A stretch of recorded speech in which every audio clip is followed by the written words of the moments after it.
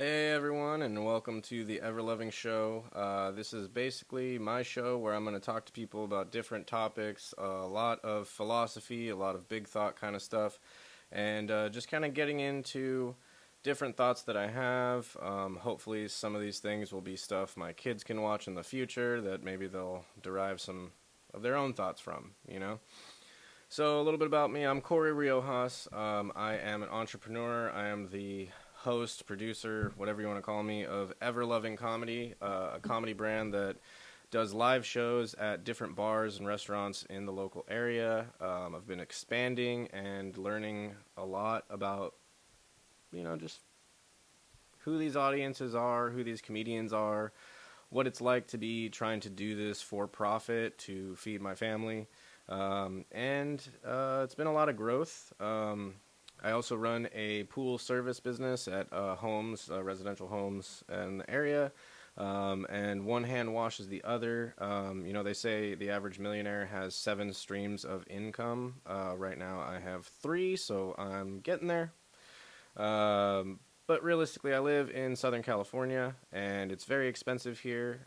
It's been it's been a pretty wild ride over the last few years, going from Trump as president to Biden as president to Gavin Newsom being my governor. Man, what a guy.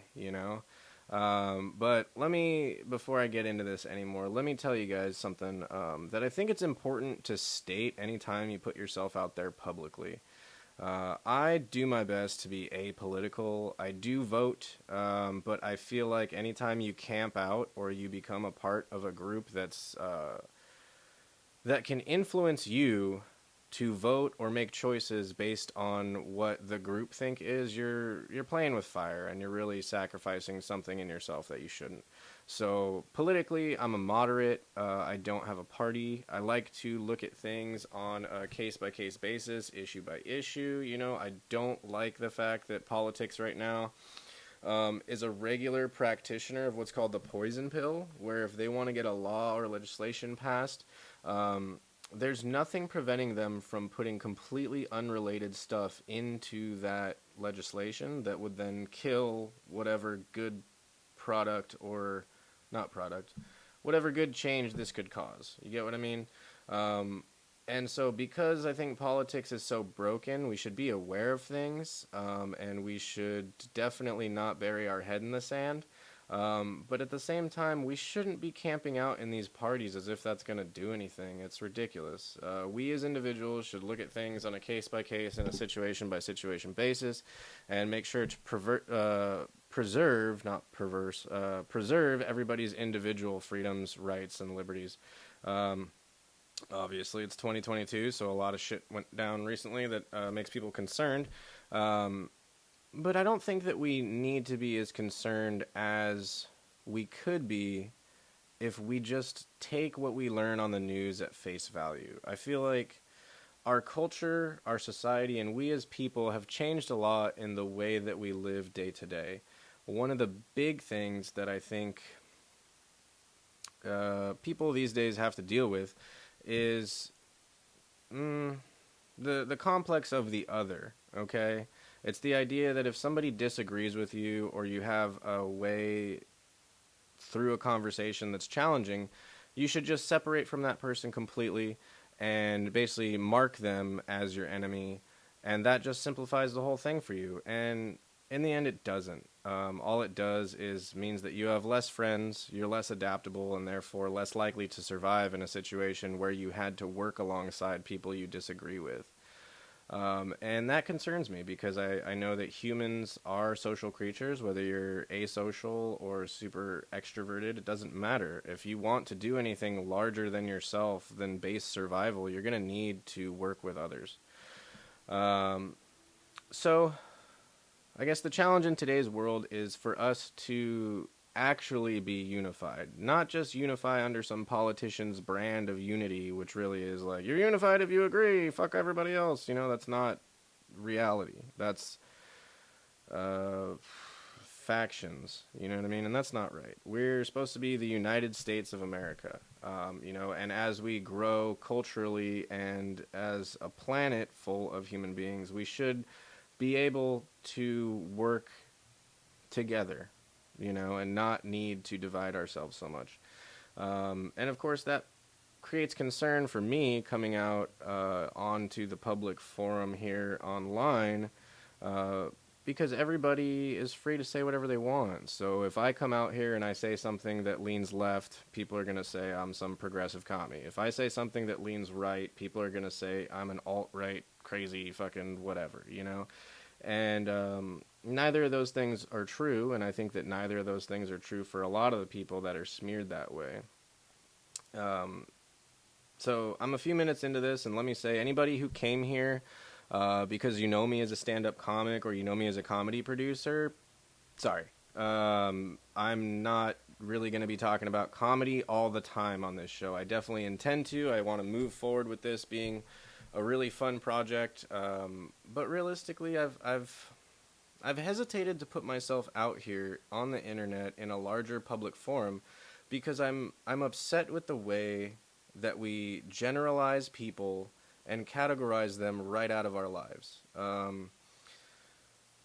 I know that a lot of my beliefs are more, I don't know, I guess like traditional family-oriented beliefs. I think that people should care for each other before kicking them to the curb. I think that people should have families if they can.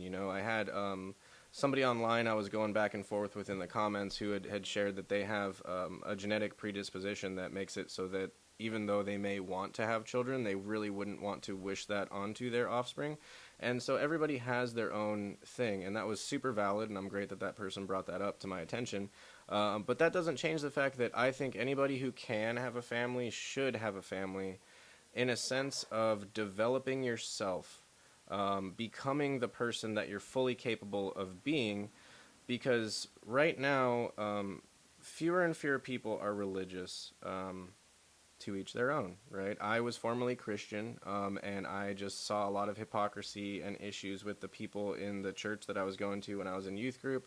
A lot of the kids were massive hypocrites. The pastors would refuse to talk about certain subjects I brought up when we were doing our, sit around, talk about the passages we're reading. And that just put me off of religion in general. And now I study religions as, a hobby.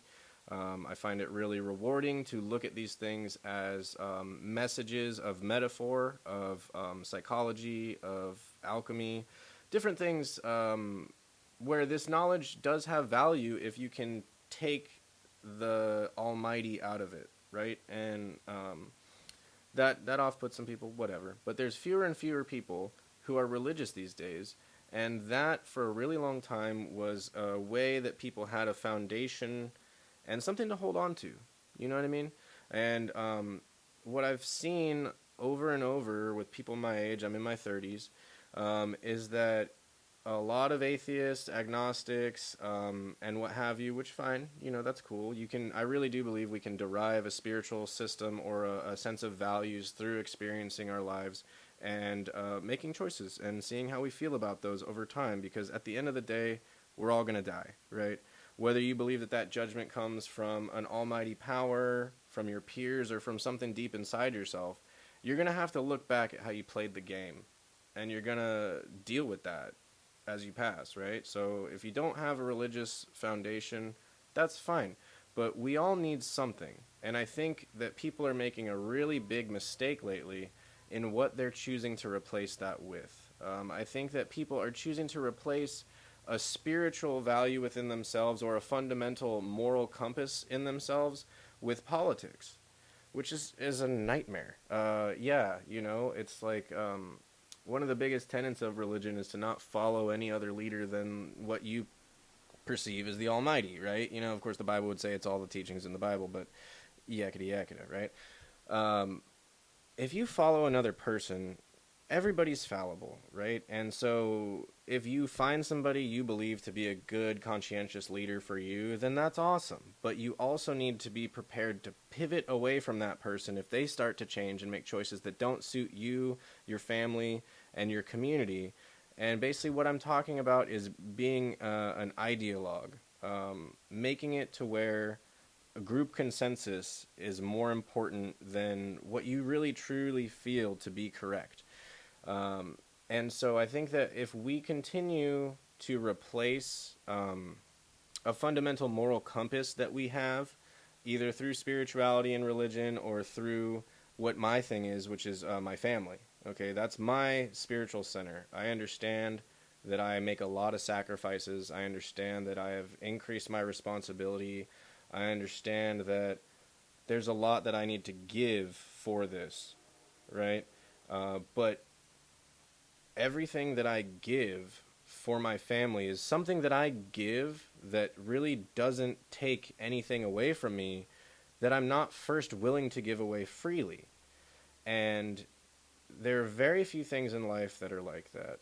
A truly loving relationship, a functional family, a bond with, if you're in the military, your brothers in arms and things like that, because they stand for you, for your voice, for you to be an individual, even if that goes counter to aligning with them, right? They align with you for love. They align with you for who they believe you to be, and that's a good thing.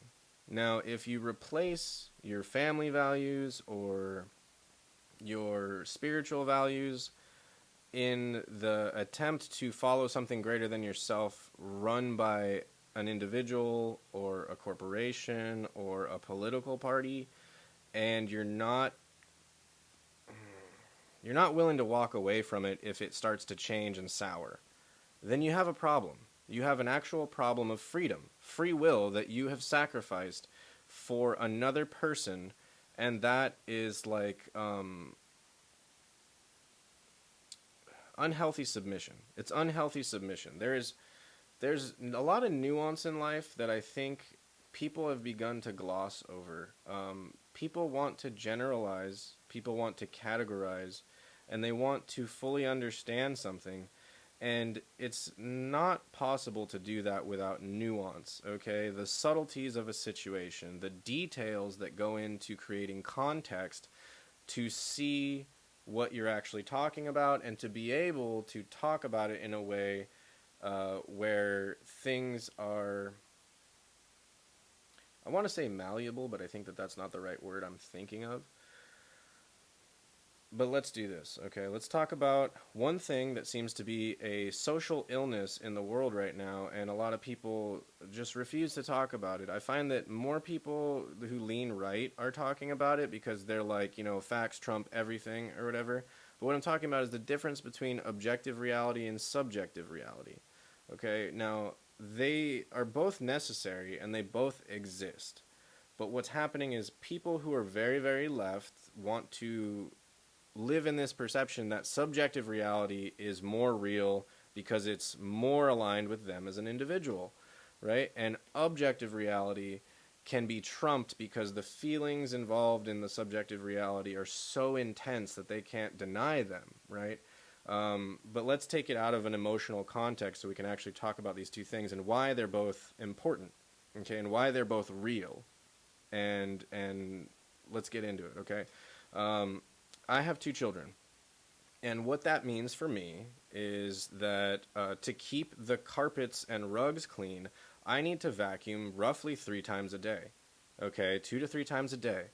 Now, another individual in the same situation with the same mess created by their children could say, the carpet's fine, the floor's not that dirty, I don't need to vacuum 3 times a day to keep it adequately clean, right? That's their subjective reality, which in truth is their opinion about where the threshold for a dirty rug is, okay? My home, I like a clean home. It's disgusting to me if I'm walking around barefoot and I have something stick to my feet. It's disgusting. But so my subjective reality is that for me to adequately clean my carpets and rugs, I need to vacuum 3 times a day. And somebody else's subjective reality is, I'm fine with things the way they are, I'll vacuum next week, right? Now, clearly, some issues there. But the objective reality of what a clean floor is does not change, right? So a clean rug would be a rug that is free of dirt and debris that you could walk across and not track stuff onto your own self and person. An objective reality of that rug is that it's either clean or it's dirty. And there is some gray area in that, right? Like, oh, one crumb from a rice cake my kid was eating is on the rug. Is it a dirty rug? No, I pick up that crumb, boom, problem solved, right? Now, when we let go of the need for both of these things, or the proper place for both of these things, we let go of wholeness. Okay? Wholeness is what makes reality, it's stupid to say, but it's what makes reality complete. Okay? Now, if you live only on one side of that, you're not going to be able to adequately communicate with others. Okay, that's a big issue with the right. The right wants to say objective facts are facts, and you must accept that. Right now, they're not wrong.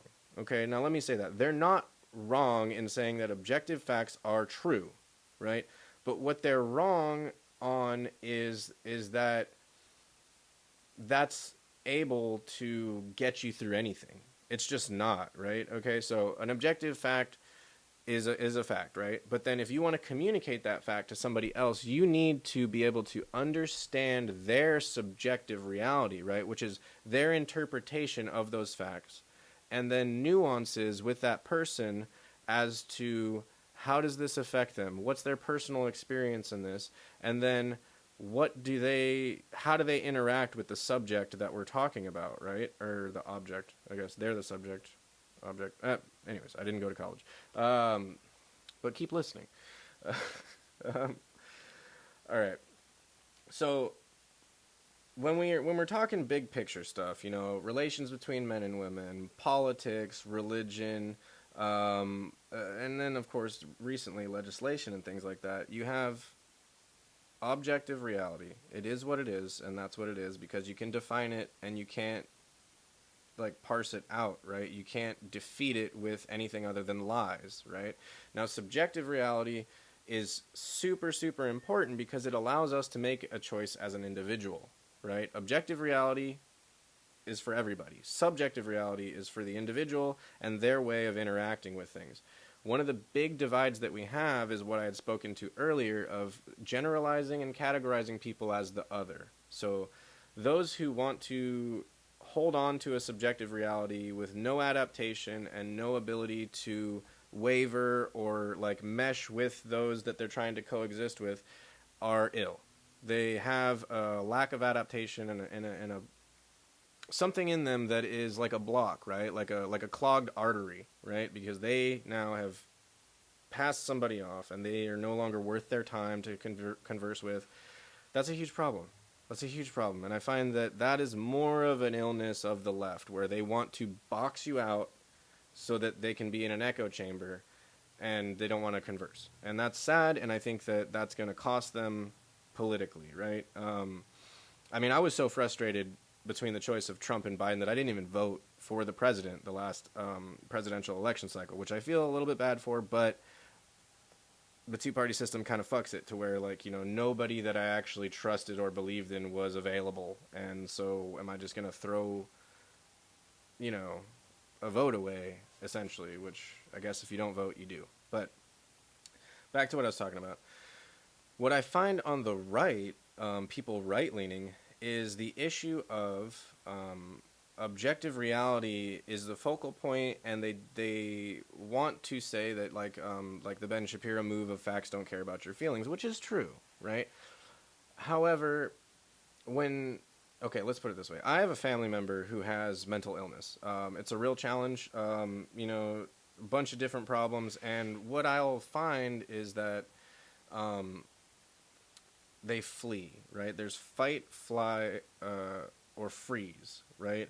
And a lot of times people will disassociate or get loud or get angry when there's a cognitive dissonance that they can't play with, or where there's not cognitive dissonance, when there's something that they receive that doesn't add up, right? And then they get into cognitive dissonance. So why is this happening so much? If you go on YouTube you can see it a lot. You know, women being complete like hypocrites, and men having no understanding of where the other side is coming from or why they can't talk about like facts and stuff like that. It's because we have been culturally, societally, and as a people in the receiving mode only, in terms of your phone, your TV, the podcast that you listen to, the whatever it is. You're receiving information and regurgitating it before digesting it and making your own personal choice as to what you're going to do with the information. Now,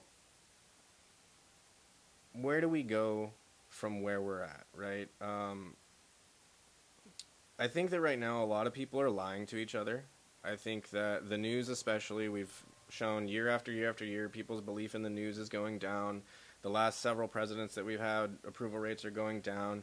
And what they do to try to get that approval up, that community approval, is they lean into a lie, or they start shouting inflammatory things with the knowledge that they could just retract that statement and there'll be no consequence.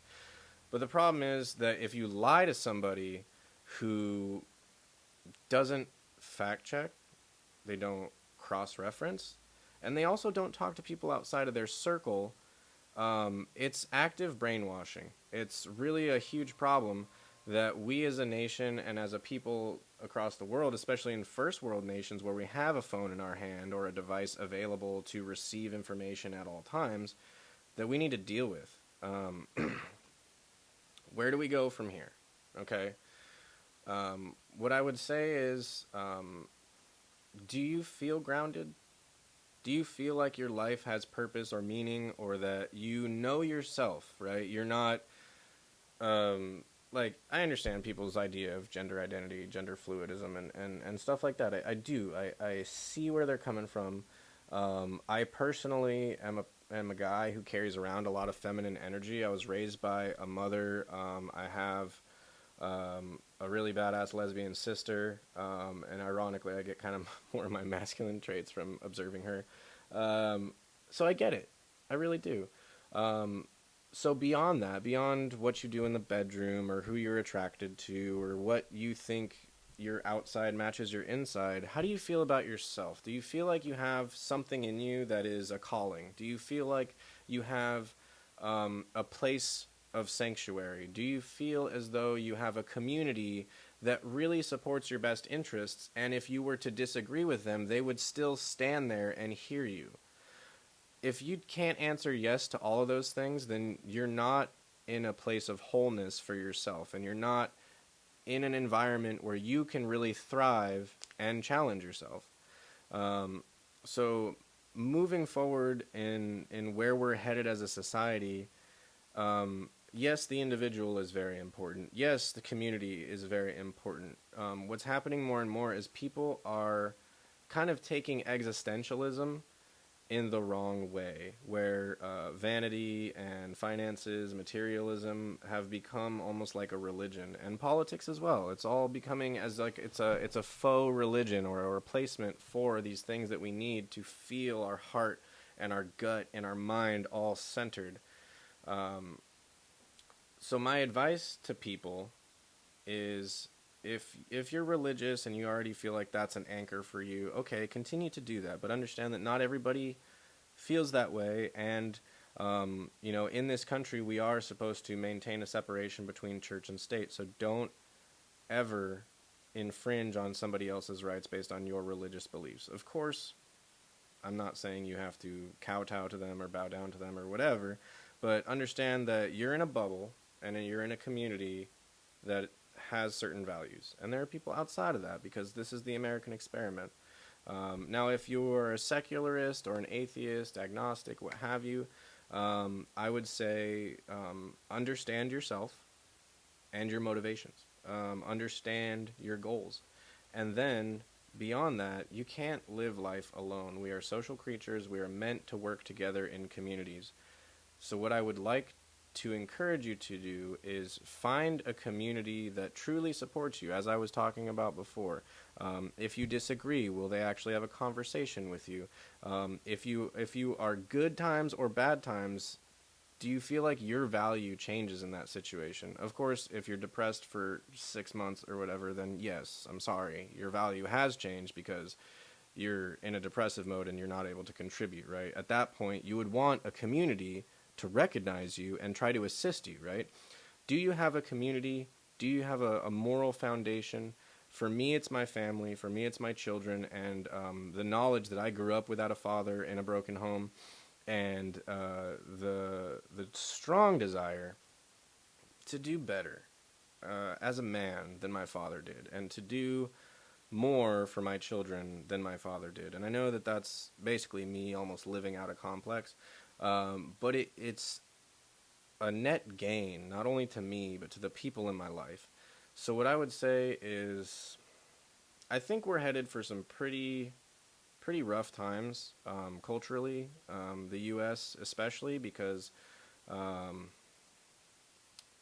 don't want to get into all my viewpoints, but I think that if we disassociate from each other, we don't hear each other, and we also believe that controlling each other is somehow going to be a net gain, we're not walking a healthy path. And anything that you do in your life that pushes your beliefs on somebody else, or refuses to hear somebody else's opinion for fear that you might be swayed, or for fear that just talking to them might get you ostracized from your group, you got to address those things immediately.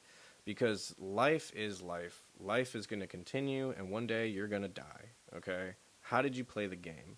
Did you have a community that loved you and that you loved? Did you, if family is a thing that you want, did you pursue that? Or were you out chasing a bag until you're in your mid-30s or 40s, and then all of a sudden you're like, hey, wait a second.